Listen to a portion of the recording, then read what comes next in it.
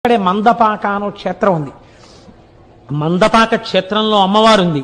చంద్రశేఖర పరమాచార్య స్వామి వారు మందపాకకి దగ్గరలో తణుకొచ్చారు.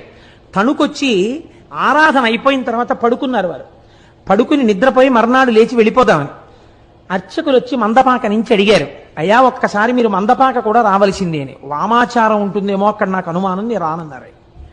లేదండి అక్కడ వామాచారం లేదు, శ్రీ సూక్తంతోనే పూజ జరుగుతుంది, రండి అన్నారు. ఎందుకన్నారో పరమాచార్య స్వామి నేను రానన్నారు అని పడుకున్నారు. మర్నాడు లేచి వెళ్ళిపోదామని పడుకుని అరగంట అవ్వలేదు, మందపాకలో ఉన్న అమ్మవారు స్వప్నంలో సాక్షాత్కరించింది.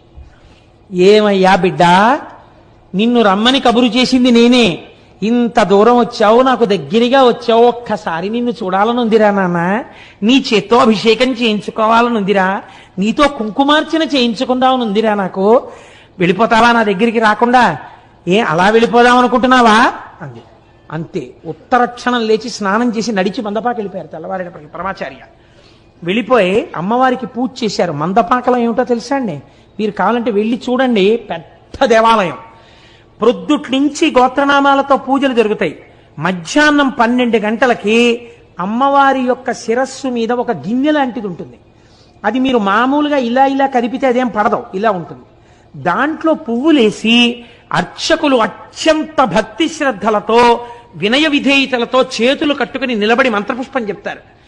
ఓం జాతవేదసేసు నవామ సోమమరాతీయతో నిదహాతి వేదః సనఃపరుషదతి దుర్గాని విశ్వానావేవ సింధుం దురితాత్యగ్ని అని దుర్గా సూక్తంతో మంత్రపుష్పం పూర్తయ్యేసరికి అమ్మవారి మీద ఉన్నటువంటి పూల గిన్నె ఇలా ఒరిగిపోతుంది.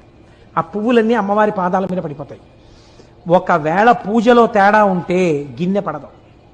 అర్చకులు బయటకు వచ్చి జరుగుతారు మంత్రపుష్పం. అప్పుడు పూజ మళ్ళీ చేస్తారు, స్నానం చేసి మళ్ళీ పూజ చేసి మళ్ళీ బయటకు వచ్చి మంత్రపుష్పం చదువుతారు. అలా ఒక్కొక్క రోజున 3, 4 కూడా అవుతుంది. అమ్మవారి మీద ఉన్న గిన్నె ఒరిగిపోయి పువ్వులు పడిపోయిన తర్వాత పూజ పూర్తయినట్టు. అప్పుడు ఇళ్ళకెడతారు అర్చకులు. ఆ అర్చకుల ఇళ్ళకి కూడా